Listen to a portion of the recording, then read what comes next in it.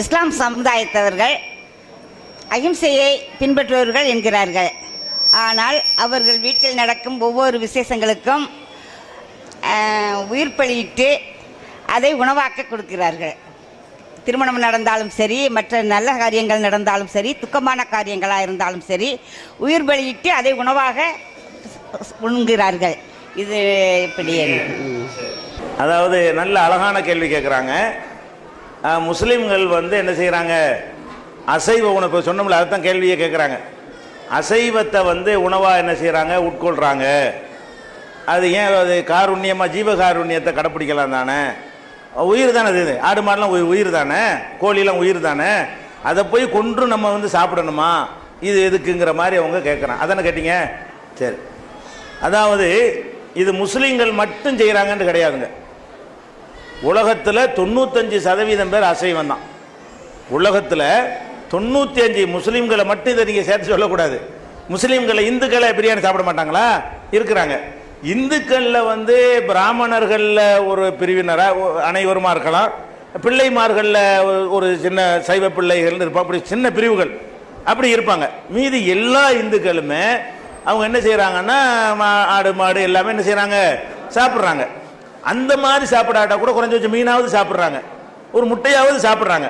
அப்போ உயிரினங்களை அசைவ உணவுகளை சாப்பிடக்கூடியவர்கள் முஸ்லீம்களை விட முஸ்லீம் அல்லாதவங்க ஜாஸ்தி. ஏன்னா நாங்கள் இருக்கிறது ஒரு 20 கோடி பேர் இந்தியாவில் இருக்கிறோம். மீதி உள்ள 80 கோடி பேர் இந்துக்களில் ஒரு 10 கோடி பேர் சைவம் வச்சுக்கிட்டாலும் 70 கோடி இந்துக்கள் அசைவம் தானே சாப்பிட்றாங்க. அப்போ எல்லாருக்கும் உள்ள மேட்ரு இது. இது முஸ்லீமுக்கு உள்ள மேட்ரு மட்டும் இல்லை, எல்லாருக்குமே உள்ளதாக இதை வைத்துக்கொண்டு தான் இதுக்கு பதில் சொல்லணும். சரி, இப்போ என்ன பார்க்கணும்னு கேட்டால் இது சரியான்னு பார்ப்போம். எவ்வளோ பேர் சாப்பிட்றாங்கிற விட்டுருவோம். எல்லாருமே நம்ம சாப்பிட்றோம், கம்மியான பேர் தான் சைவம் சாப்பிட்றாங்க.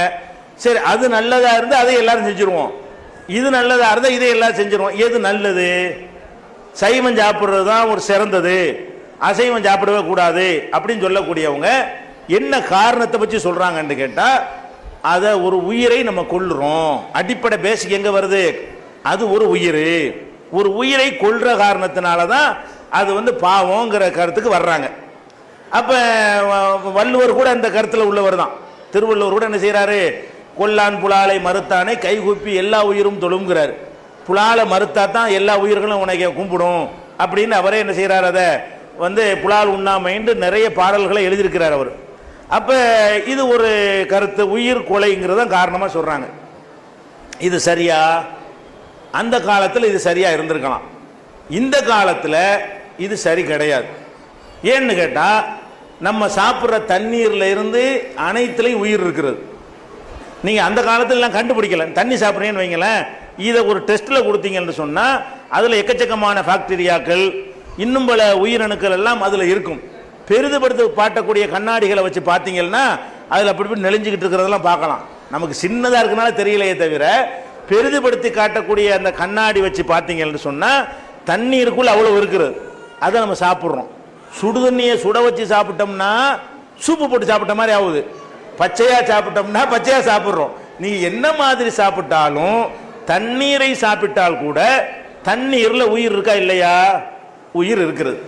அப்போ உயிர் இருக்கும் போது நம்ம உயிர் கொள்ளக்கூடாதுங்கிறது காரணம் அன்னைக்கு விலங்குகளை கண்டுபிடிக்கல.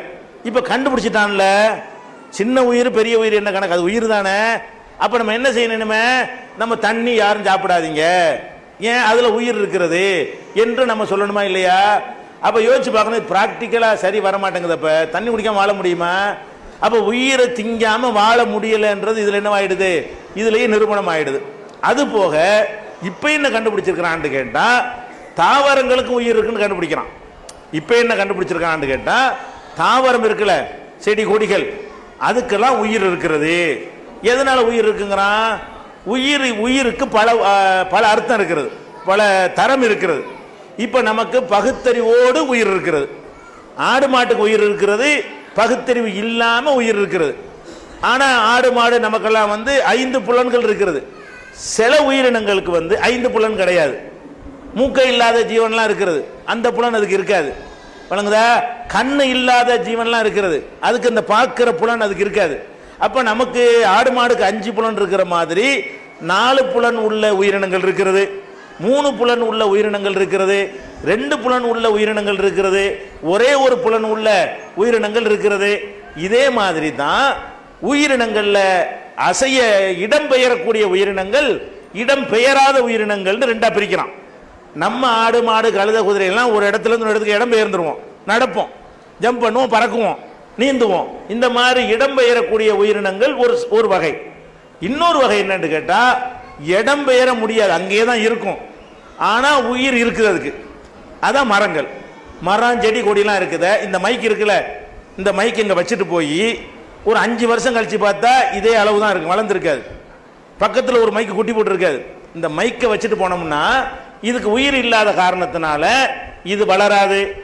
இது இன்னும் 2-3 குட்டியை போட்டு பக்கத்தில் வச்சு நிற்காது. 100 வருஷம் கழிச்சு பார்த்தாலும் துருப்பிடிச்சி வீணா போய் வேண்டா இருக்குமே தவிர இதுல இருந்து என்ன செஞ்சிருக்காது, இன விருத்தி இருக்காது.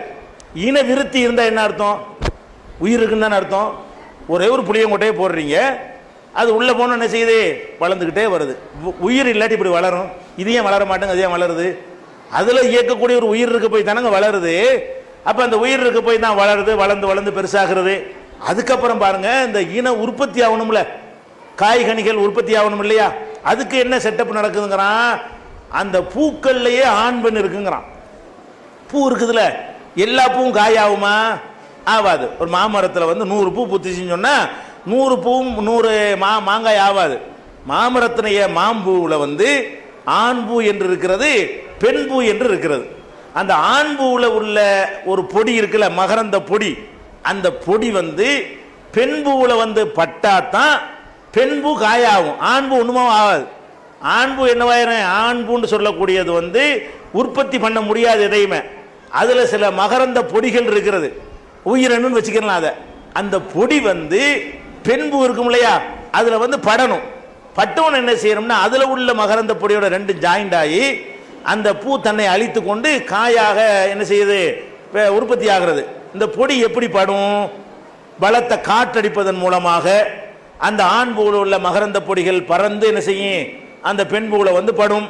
அல்லது வண்டுகள் போய், தேனீக்கள் போய் அந்த ஆண் பூவில் உட்கார்ந்துட்டு அதுக்கப்புறம் பெண் பூவில் உட்காரும் பொழுது காலில் ஒட்டிக்கிட்டு வந்துடும். அந்த ஆண் பூவில் இருந்த அந்த பொடியை, மகரந்த பொடி கண்ணுக்கெல்லாம் தெரியாது, அவ்வளோ சின்ன பொடியை ஒட்டிக்கிட்டு பெண் பூவில் வச்ச உடனே அது என்னவாயிடுது, அது உற்பத்தி ஆகிறது. அப்போ அது ஆண், இது பெண்ணு, இது 2 மிக்ஸ் ஆகி சேர்ந்தா தான் அது உற்பத்தி ஆகுங்கிறதுலாம் உயிர் இருக்கிற காட்டலையா? உயிர் இருக்க போய் தானே இதெல்லாம் நடக்குது. அதை நம்ம பார்க்குறோம். இது இப்படி போகுதா, சிலது குட்டியே போடுது. வாழையெல்லாம் என்ன பண்ணுது, வாழை மரம்லாம், வாழை அடி வாழையை விட்டுட்டு தான் போகும். அதான் வாழையடி வாழையா வாழ்றன்னு சொல்லுவாங்க. வாழ்த்தும் போது என்ன செய்வாங்க, வாழைக்கு அடியில் வாழை வர்ற மாதிரி புள்ள பெற்று சந்ததியா தொடரணுங்கிறதுக்கா என்ன சொல்லுவாங்க, வாழையடி வாழையாக நீங்கள் வாழுங்கள்மாங்க. மற்றதெல்லாம் அப்படி இருக்க, நம்மளா பிடிங்கி போய் நட்டி வச்சா தான் முளைக்கும், நம்மளா விதையை கொண்டே அதை ஊன்றுனா தான் முளைக்கும். வாழைக்கு அப்படி கிடையாது. அதை வெட்டினா பக்கத்தில் என்ன செய்யும், சின்ன வாழை ஒன்று தன்னால் குட்டி போட்டு தான் சாகும் அது. அப்போ வாழை மரத்துக்கு அடியில் ஒரு குட்டி போட்டு சாவுத, அது என்னது, உயிர் இல்லாமையா? அப்படின்னா என்ன செய்யக்கூடாது, வாழைப்பழத்திலேருந்து முருங்கைக்காயிலேருந்து உருளைக்கிழங்குலேருந்து எதுவுமே சாப்பிடக்கூடாது. உயிர் இருக்கத்தானே செய்யுது, உயிர்லேருந்து வந்திருக்கு, உயிரை கொண்டு தானே சாப்பிட்றோம். அப்போ அதில் உயிர் இருக்கிறத நம்ம இன்னைக்கு விஞ்ஞானம் நிரூபிச்சிருக்கிறாங்க. இன்னும் சொல்ல போனால் இந்த செடிகளுக்கு உயிர் இருக்கிறத வேற வகையிலையும் கண்டுபிடிக்கிறாங்க. இந்த தொட்டாச்சினிங்கன்னு ஒரு செடி இருக்கிறது, இப்படி விரிஞ்சாப்புல இருக்கும், தொட்டணும் முடிக்கணும். ஏதாவது மனுஷன் கைப்பற்ற என்ன செஞ்சிடறேன், அப்படி கரெக்டாக மூடிக்கணும். அப்போ தொட்டவனை எதுக்கு அது சினுங்குது, அதில் என்ன இருக்குது, அப்போ அதை நம்ம பார்க்குறோம். இன்னும் சில தாவரங்கள் இருக்கிறது, அது நான்வெஜ் தாவரம், அது தாவரம் வெஜிடேரியன், அது சாப்பிடக்கூடியது நான்வெஜ்ஜாம். என்ன செய்யும்னு கேட்டால், அது ஒரு பூ மாதிரி இருக்குமா, அதில் வண்டுகிட்டு அப்படி போய் என்ன செய்யும், கப்புண்டு செடி போயிங்க, செடி போய் அந்த வண்டு அப்படி உள்ள வாங்கி அப்படி பஸ்பமாக்கி அதை உள்கொண்டுருதுங்கிறான். பூ சாப்பிடுது, எதை, கொசுவை சாப்பிடுது, வண்டை சாப்பிடுது. அப்போ அது நான்வெஜ்ஜை சாப்பிடக்கூடிய வெஜிடேரியனா இருக்குது, அதுவே வெஜிடேரியனா இருக்கிறது, அது சாப்பிடுறது என்னவா இருக்குது, நான்வெஜ்ஜை சாப்பிடுது. இது எப்படி உயிர் இல்லாமையா? அப்ப உயிர் இருந்தால் என்ன செய்கிறது, அதை செய்கிறது. அதே மாதிரி நீங்கள் அந்த சூரியகாந்தி இருக்கா இல்லையா, சூரியகாந்தின்னா என்ன, அது ஒரு மலர், அது ஒரு பூ தான். காந்தினா அர்த்தம் காதலி. சூரியகாந்தின்னா சூரியனுக்கு காதலி. காந்தம்லாம் வைக்கிறான்ல, இழுக்கிறாங்களா ஒருத்தர் கொடுத்த, அதனால காந்தம்ங்கிறான். இப்போ காந்தினா என்ன அர்த்தம், காதலி. அப்போ சூரியனுடைய காதலின்னு அதுக்கு பேர் வச்சிருக்கிறான். எதுக்கு அப்படி பேர் வச்சிருக்கிறான், அது சூரியன் எங்கே இருக்கு அப்படி திரும்பிக்கிட்டே இருக்கும். அந்த பூ இருக்குல்ல, இந்த பக்கம் சூரியன் இருந்தால் இப்படி இப்படி பார்த்துக்கிட்டு இருக்கும், இந்த பக்கம் சூரியமான இப்படி திரும்பிக்கிறோம், இந்த பக்கம் சூரியனை இப்படி நிற்கும். அப்படி என்ன செய்யும், ரவுண்ட் அடிக்கும் அந்த பூ. அந்த பூவை எடுத்துக்கிட்டீங்கன்னா காலையில் இப்படி இருக்கும், மத்தியானம் இப்படி இருக்கும், சாயந்தரம் இப்படி இருக்கும். அதனுடைய தலை, அதனுடைய முகம். அப்போ வந்து இதுக்கு உயிர் இல்லைன்னு நினைக்கிறீங்களா? அப்போ சூரியன் எங்கே வருதுன்னு மேகமூட்டத்தில் நமக்கே கண்டுபிடிக்க முடியாது, அது கண்டுபிடிச்சிடும். நமக்கு ஒட்டுமொத்த மேகமாக இருந்துச்சுன்னு வைங்க, சூரியன் எங்கேன்னு திசை தெரியாது, சூரியகாந்தியை பார்த்து கண்டுபிடிச்சி விடலாம். இது மூஞ்சி இந்த பக்கம் திரும்பி இருக்குது, அப்போ நம்மளோட ஷார்ப்பாக கண்டுபிடிக்குத. அப்போ சூரியகாந்திக்கு மனுஷனுக்கு இருக்கிற சூரியனை கண்டுபிடிக்கிற அறிவை விட அந்த ஒரு விஷயத்தில் கூட இருக்கா இல்லையா? அப்போ நம்ம என்ன நினைக்கணும், உயிரினத்தை கொல்லக்கூடாதுன்னா ஒன்றுமே சாப்பிட, மண்ணை தான் திங்கணும். மண்ணில் தான் உயிர் இல்லை. மண், இரும்பு, தங்கம், அந்த மாதிரி உயிரற்ற மெட்டீரியல் இருக்கு பாருங்களேன், அதைத்தான் நம்ம சாப்பிட முடியுமே தவிர பாக்கி எல்லாத்துக்குமே என்ன இருக்கிறது, உயிர் உள்ளதா இருக்கிறது. இதை கூட நம்ம சாப்பிட இயலாது. இது உயிரற்றதா இருந்தாலும் இந்த போர்வை வந்து உயிர் உள்ளதிலிருந்து தான் வந்திருக்கிறது. இந்த போர்வைக்கு வேண்டாம் உயிர் இல்லாமல் இருக்கலாம். இதை உற்பத்தியாக்கின பருத்தி செடிக்கு உயிர் இருக்கிறது, அல்ல இலவ மஞ்சி செடிக்கு என்ன இருக்கிறது, உயிர் இருந்தது. அதிலிருந்து வந்ததை எடுத்து தான் நம்ம நினைஞ்சிருக்கோம், செஞ்சிருக்கோம். எதை சாப்பிட முடியும், இதை பார்க்குறோம். அப்போ உயிரை கொள்ளுதல்ங்கிற ஒரு கான்செப்டை எடுத்தால் அப்படி கடவுள் படைக்கல. கடவுள் எப்படி படைச்சிருக்காருன்னு கேட்டால், பெரிய உயிர்கள் சின்ன உயிர்களை சாப்பிட்டு தான் வாழணும்னு படைச்சிட்டார். அதுதான் இயற்கை. உயிரை கொள்ளக்கூடாதுன்னு நினைச்சா எல்லாரும் செத்துடணும், அது சாத்தியம் கிடையாது. இது ஃபர்ஸ்ட் நம்ம வழங்க வேண்டிய ஒரு விஷயம். அடுத்து என்னன்னு கேட்டால், அது துன்புறுத்துறோம், அது ஒரு கஷ்டப்படுத்துறோம். இது வந்து பாக்டீரியாவை சாப்பிடும்போது நமக்கு தெரியவா செய்யுது, அழுவ மாட்டேங்குதுல்ல, அது கத்த மாட்டேங்குது, நமக்கு தெரியறது இல்லை. உருளைக்கிழங்கு சாப்பிடும்போது அது கத்துறது அலறதெல்லாம் நமக்கு தெரிய மாட்டேங்குது. அப்போ வந்து இது வந்து நமக்கு தெரியுதே, துன்புறுத்துறமே அப்படிங்கிறாங்க. அதுவும் சரியில்லை. ஏன்னா நம்ம நிறைய துன்புறுத்துகிறோம் உயிரினங்களை. வந்து நம்ம துன்புறுத்தி நம்ம நன்மைக்காக வேண்டி என்ன செய்கிறோம், அது துன்புறுத்துவதையும் துடிப்பதையும் பார்த்து கொண்டு நம்ம என்ன பண்ணுறோம், அதை வாழ்ந்து கொண்டு தான் இருக்கிறோம். உதாரணத்துக்கு எடுத்துக்கொண்டீர்களே, ஆனால் நம்ம பால் குடிக்கிறோம். சைவம் சாப்பிட்றவங்களும் பால் சாப்பிட்றாங்க. பால்னு சொன்னால் நான் சொல்வது மாட்டுப்பால், ஆட்டுப்பால். அதை அந்த பாலை சாப்பிட்றாங்க. இது சைவமா அசைவமா? இது என்னங்கிறேன். இது எப்படி சைவமாகும்? இது எப்படி வரும்? இறைச்சியிலேருந்து ஜூஸ் எடுத்தால் அது என்னது? இறைச்சி இருக்கிறது, இறைச்சியிலேருந்து ஜூஸ் எடுத்தால் அது என்னது? அது இறைச்சி ஜூஸ் தானே. அப்போ பாலுங்கிறது என்ன? மாட்டிலேருந்து வரக்கூடிய ஒரு ஜூஸ் அது. அப்போ மாட்டிலேருந்து வரக்கூடிய ஜூஸ் வந்து மாடு தான், அது வந்து அசைவம் தானே, அது தானே சாப்பிட்றோம். அது வேற ஒரு வடிவம் தானே. அது பால் எப்படி நம்ம சாப்பிட்றது? இன்னும் சொல்ல போனால் அதில் ஒரு உயிர் வதை பண்ணி தான் சாப்பிட்றோம். ஏன்னு கேட்டால், அந்த மாட்டுக்கு வந்து பால் சுரப்பது அதனுடைய கன்று குட்டிக்காகத்தான், உங்களுக்காக சுரக்கலை. கன்றுக்குட்டி போட்டால் தான் அது பால் தரும். கன்றுக்குட்டி போடாமல் மனுஷனுக்கு தராந்தா கண்ணு போடாமல் தந்துக்கிட்டே இருக்கணும். எப்போ தான் அது தரும்? பாலை எப்போ சுரக்கும்? அது கன்று போட்டால் தான் மாட்டுக்கு பால் சுரக்கும். அப்போ அந்த பால் எதுக்கு தான் வருது? கன்றுக்குட்டிக்கு தான் வருது. நீங்கள் எப்படி மடியில் கொண்டு கன்றுக்குட்டியை வாயை வைக்க விட்டு இழுத்து கட்டிப்புட்டு, இது எவ்வளோ பெரிய கொடுமை! இது ஏமாத்துறதா இல்லையா? ஒரு கன்றுடைய உணவுல கையை வச்சு ஏமாத்தி, நீ புண்ணாக்கு பருத்தி கொடையை சாப்பிட்டுக்க, எங்களுக்கு நாங்கள் பாலை எடுத்துக்கிறோம்னு சொல்லி, அது கூட பால் தன்னால் உருவாகாதுங்க. இந்த கன்று போய் மடியில் வச்சு உறிஞ்சின பிறகுதான் பால் சுரக்கவே செய்யும். அந்த உணர்வுல தான் அந்த பால் உற்பத்தி ஆகிறது. அப்போ நம்ம கன்று குட்டிக்காக உற்பத்தி பண்ணுறோம் நினச்சிக்கிட்டு அந்த மாடு உற்பத்தி பண்ணுது. அதை ஏமாற்றி உற்பத்தி ஆகி மடி நிறைஞ்சவனை பிடிச்சி கட்டி வச்சுப்புட்டு இவன் கறந்து என்ன செய்கிறான், குடிச்சான்னா இது எப்படி செய்கிறீங்க? இது என்ன? அப்போ என்ன செய்யணும், நமக்கு தானே பயிலாம். அப்போ மட்டும் என்ன செய்கிறோம், மனுஷனுக்கு தானே எல்லாம் படைக்கப்பட்டிருக்கு அப்படின்னு சொல்கிறோம். அதே மாதிரி தான் அது. அப்போ மனுஷனுக்கு பிறக்கிற ஒரு பெண்ணுக்கு கறக்கக்கூடிய பாலை கறந்து விற்க முடியுமா? குழந்தைக்கு தானே கொடுக்குறீங்க, அந்த மாதிரி கண்ணுக்குட்டி தானே கொடுக்கணும். அப்படி செய்யாமல் நம்ம செய்கிற காட்சியை பார்க்குறோம். மாட்டை வண்டியில் போட்டு என்ன செய்கிறான், ஒரு லாரி சாமானை ஏற்றி எடுத்துக்கிட்டு போகிறான். அது வந்து அது கொடுமை இல்லை, அது துன்புறுத்துற பார்க்கல. நீங்கள் தோல் புஜமெல்லாம் வெந்து புண்ணாக இருக்கிற காட்சியை நீங்கள் பார்க்குறீங்களா இல்லையா? அப்போ வேதனைப்படுத்துறது தான் காரணம்னா, வேதனைப்படுத்தி தானே இருக்கிறோம் நம்ம தேவைக்காக வேண்டி. கொசு ரொம்ப அதிகமாக இருந்தால் எதுக்கு மருந்து அடிக்கிறீங்க? செத்து விழுவுதை கண்ணால் பார்க்குறோமே. கொசு கடிக்குதுங்கிறதுக்காக வேண்டி ஒரு கடிச்சதுக்காக கொள்ளுவீரா? நீங்கள் கொள்ளத்தான் செய்கிறீங்க. அது கடிச்ச கொசு விட்டு 50 கொசுவையும் கொள்றீங்க. இங்கே ஒரு 100 கொசு இருக்குன்னு வைங்க, 2 கொசு கடிச்சிருக்கு. ஸ்ப்ரே அடித்தவொன்னே என்ன செய்கிறது, டாட்டாய்ஸ் வைக்கிறீங்க, அல்லது மேட் வைக்கிறீங்க, அல்லது முனிசிபாலிட்டியில் கூட்டு கொண்டாந்து அந்த ஸ்ப்ரே அடிக்கிறீங்க, அல்லது ஹிட் அடிக்கிறீங்க. என்னவாகுது, செத்து விழுவுது. கண்ணால் பார்க்குறோம். வெள்ளை துணி விரிச்சு பார்த்தா அவனுக்கு செத்து கிடக்கிற காட்சியை பார்க்கலாம். அப்போ இது ஏன் கொள்றீங்க? உயிர் கொள்ள தானே இது. நம்ம நன்மைன்னு வந்தால் உயிராவது அப்படித்தான் போகணும். இப்படி தான் நம்ம இருக்கிறோம் எல்லாருமே. நமக்கு நன்மையா செய்ய வேண்டியதுதான். நம்ம வந்து நாய் கடிச்சிருச்சு, நாய் கடிச்சா என்ன இருக்குது, அது மருந்து போடும், அதுக்கு ஊசி போடுறான். அந்த ஊசி போடாட்டி என்ன ஆயிரும், நம்ம வந்து பயங்கரமான பின் விளைவு ஏற்படுங்கிறான். இது எதுலேருந்து தயாரிக்கிறாங்க? நாய்கடிக்கு போடக்கூடிய மருந்து வந்து குதிரையிலேருந்து மாட்டிலேருந்து என்ன செய்கிறான்? தயாரிக்கிறான். ஊட்டிலாம் தயார் பண்ணுறான். அதுக்காக எத்தனை குதிரைகள் வந்து கொல்லப்படுகிறது, எத்தனை மாடுகள் கொல்லப்படுகிறது, அதிலிருந்து எடுத்து தான் என்ன செய்கிறான்? அந்த மருந்து நான் வந்து நாய் கடித்தாலும் போட மாட்டேங்க, அது வந்து அந்த இதுலேருந்து குதிரையிலேருந்து எடுத்துருக்குறான், மாட்டில் அப்படின்னு யாராவது சொல்லுவோமா?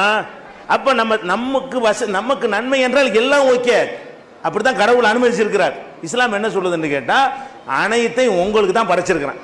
இறைச்சியா மாமிச மலையா படைச்சு வச்சா கெட்டு நாசமாக போயிடும். அதுக்கு தான் ஒரு உயிர் மாதிரி கொடுத்து ஓட விட்டு தேவைக்கு அறுத்துக்கிற மாதிரி படைச்சிருக்காரு. இல்லாட்டி இறைச்சியா கூட படைச்சு வச்சிருக்கலாம். இறைச்சியா படிச்சு வச்சா நிற்குமா? கெட்டு போயிடும். அதுக்காக என்ன பண்றாரு? அந்த ஃப்ரெஷ்ஷாக இறைச்சியை காப்பாற்றுறதுக்காக வேண்டி அதுக்கு ரத்த ஓட்டம் அதெல்லாம் கொடுத்து கடவுள் வச்சிருக்கிறார் என்று இஸ்லாம் சொல்லுது. இஸ்லாம் என்ன சொல்லுதுன்னா, மனிதனுக்கு தான் உலகம் படைக்கப்பட்டது, நீ எல்லாத்தையும் அனுபவிச்சுக்க, கெட்டதை மட்டும் விட்டுரு, நல்லது எல்லாத்தையும் என்ன செஞ்சீங்க சாப்பிட்டுங்கன்னு சொல்லுது. அது போக இன்னைக்கு மருத்துவ ரீதியாக எடுத்துக்கிறங்க. சில பேர் வந்து அசைவம் சாப்பிடக்கூடாது, யார் கொலஸ்ட்ரால் அதிகமாக இருக்கிறதோ அவங்க வந்து சாப்பிட டாக்டர் சொல்லிடுவாங்க. அது நம்மளும் கூடாதுன்னு தான் சொல்கிறோம், இஸ்லாமும் கூடாதுன்னு தான் சொல்லுது. நம்ம தவிர்த்துக்குள்ள தான் வேணும். சில பேருக்கு வந்து அசைவமே தேவைப்படும். சில புரோட்டீன் இருக்கா இல்லையா, அந்த புரோட்டீன் வந்து அசைவத்திலாம் கிடைக்கும், கண் பார்வை கம்மியாக போயிடுது. அதுக்கு என்ன பண்ணுறாங்க? மீன் எண்ணெய் மாத்திரையை சாப்பிடுங்கிறா டாக்டர். அப்போ மீன் சாப்பிடக்கூடாது, அந்த எண்ணெயிலேருந்து மாத்திரை மட்டும் சாப்பிடலாமா? மீனை சாப்பிடக்கூடாது. மீனுடைய எண்ணெயை எடுத்து டீப்பில் அடைச்சி கேப்சூல் மாதிரி தந்தானா என்ன செய்யறோம்? மீன் எண்ணெய் மாத்திரம் 7 சீசன் போட்டு வருது பாருங்க, அதெல்லாம் மீனுடைய எண்ணெய் தான், அது மீன் ஆயில் தான் அது. அதை எப்படி சாப்பிட்றது? நம்ம சாப்பிட்றோமே, எல்லாரும் சாப்பிட்றோமே, டாக்டர் சாப்பிட சொல்றாரு, கண் பார்வை கம்மியாக இருந்தால் சாப்பிடணுங்கிறாரு. அப்போ மீன் அசைவம் சொல்லிவிட்டு அது எப்படி சாப்பிட்றது? அதையும் நம்ம பார்க்குறோம். அதே அப்போ இதில் என்ன விளங்குறோன்னு கேட்டால், எல்லாத்துக்குமே உயிர் இருக்கிறது. உயிரை வதை செய்யக்கூடாதுன்னு நினைச்சா வயிற்று வலி இருக்கு, புழு இருந்துக்கிட்டு வயிற்று வலியை உண்டாக்கும், மருந்தை கொடுத்து உள்ளக்கே சாவடிக்கிறோம். வயிற்றுல புழு இருக்குன்னு வைங்க, புழு இருந்தால் என்ன பண்ணுவோம்? அதுக்கு மருந்து தருவார் டாக்டர். அது சாப்பிட்டோன்னே மலத்தில் என்ன செத்து போய் அந்த புழுக்கெல்லாம் வரும். எனக்கு இடத்தல் பண்ணியா வெளியே கொண்டு விடுவேன்னு காட்டுறமா இல்லையா? எத்தனை எலியை கொள்றீங்க, வயலில் வந்து எலியை பிடிச்சி கொள்றீங்களா? அது உயிர் தானே. நமக்கு நன்மை தருவதற்காகவும் உயிரை கொள்ளுகிறோம், நமக்கு கேடு தருவதற்காகவும் உயிரை அளிக்கிறோம். நல்லா வழங்குதா? நாய் கடித்து விட்டது என்று சொன்னால் அந்த மருந்து அதில் தான் இருக்குது என்று சொன்னால் உயிரை அளிக்கிறோம். எதுக்காக வேண்டி? நான் நல்லா இருக்கணுங்கிறக்காக வேண்டி. நான் நல்லா இருக்கிறதுக்கு 4 குதிரை செத்தா எனக்கு என்ன, நான் நல்லா இருக்கிறதுக்கு 400 மாடு போனா எனக்கு என்ன என்று சொல்லி நம்ம நடக்கிறோமா இல்லையா? அப்ப மனிதன் எல்லாருமே, எல்லா சைவம் அசைவம் அத்தனை பேருமே எப்படி நடக்கிறோம் என்றால், நமக்கு நல்லது என்றால் உயிரை கொள்ள ரெடியா இருக்கிறோம், நமக்கு கெட்டது தர்மையானால் அதை கொள்வதற்கு ரெடியா இருக்கிறோம். எலியை கொள்ள ரெடியா இருக்கிறோம், பாம்பை கொள்ள ரெடியா இருக்கும், தேலைக்குள்ள ரெடியா இருக்கிறோம். அப்போ ஒரு எறும்பு கடிச்சிருச்சுன்னா இருக்கிற எறும்பு புத்தையெல்லாம் போட்டு மிதிச்சு அழிக்கிறவன்லாம் இருக்கிறான், ஒரு எறும்பு கடிச்சதுக்காக வேண்டி. இதெல்லாம் எல்லார்ட்டையும் என்ன செய்யுது? இருக்கத்தான் செய்கிறது. அப்போ நம்ம ப்ராக்டிக்கலாக திங்க் பண்ணி பார்த்தோம்னு சொன்னால், இது உயிர் கொலைங்கிற டாபிக் வரவே எல்லாரும் தான் பண்ணிக்கிட்டு இருக்கிறோம். இதை வந்து என்ன செய்யணும்? நம்ம விலகி கொள்ளணும். அடுத்து என்னன்னு கேட்டால், இந்த உலகத்தில் எல்லாரும் இந்த ஒரு பேச்சுக்கு வச்சுக்கிறோம், 5% பேர் தான் 10% பேர் தான் சைவங்கிறாங்க. இப்போ நம்ம எல்லாரும் ஒரு ஆலோசனை பண்ணி இனிமேல் அனைவரும் சைவம் மாறிக்கிட்டோன்னு வைங்க, என்ன ஏற்படும்? உருளைக்கிழங்கு 1000 ரூபாய்க்கு விற்கும், வாங்க ஏழுமா? 50 பேர் உருளைக்கிழங்கு வாங்கினா என்ன ஆகும்? அதாவது 10 பேர் உருளைக்கிழங்கு வாங்கி 90 பேர் இறைச்சி முட்டை மீன் கருவாடுன்னு போகிறதுனால தான் அது வந்து இன்னைக்கு ஒரு 50 ரூபாய்க்கு கிடைக்குது. அதெல்லாம் இல்லைன்னு வச்சுட்டோம்னா எல்லாரும் உருளைக்கிழங்கு, எல்லாரும் கத்திரிக்காய், எல்லாரும் முருங்கைக்காண்டா என்ன ரேஞ்சுக்கு ஆகும்? 2000 ரூபா சம்பளம் வாங்குறோம், ரெண்டு நாளைக்கு உருளைக்கிழங்கு வாங்கினா முடிஞ்சு போயிருங்க. 2000 ரூபா சம்பளம், 2 நாளைக்கு உருளைக்கிழங்கு சரியா போச்சு.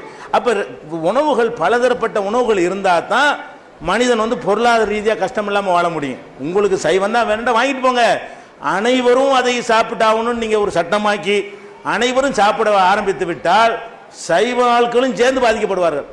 சைவம் தான் சாப்பிடணுங்கிறாங்க பாருங்க, அது ஏறிக்கணும், அவங்களே சந்தோஷப்படணும். நல்ல வழிக்கு அங்கிட்டு போயிட்டாங்க, என்ன நினைக்கணும்? சைவம் சாப்பிட்ற ஆளுக்கு நினைக்கணும், நல்ல வழிக்கு ஆடு மாட்டு போயிட்டானுங்க. அதுக்கும் போட்டி வந்தால் விலைவாசி தாறுமாற ஏறி போயிடும், நமக்கு நல்லது நல்லா எல்லாம் போய் சாப்பிடுங்க அனுப்பி விட்டா இன்னும் கொஞ்சம் குறைந்த விலைக்கு என்ன செய்யும் உங்களுக்கு கிடைக்கும். அதனால விலைவாசியை நீங்கள் பார்க்கணும். உணவு தட்டுப்பாடு ஏற்பட்டுரும். பலதரப்பட்ட உணவுகள் இருந்தால் தான் தட்டுப்பாடு இல்லாமல் இருக்கும், நம்முடைய பட்ஜெட்டுக்கு தகுந்த மாதிரி வாங்க முடியும். அதையும் நம்ம கவனிக்கணும். அதுபோக சில பகுதிகளில் நம்ம போனீங்கன்னு சொன்னால் அது மட்டும்தான் இருக்கும், அசைவம் மட்டும்தான் இருக்கும், சைவமே இருக்காது.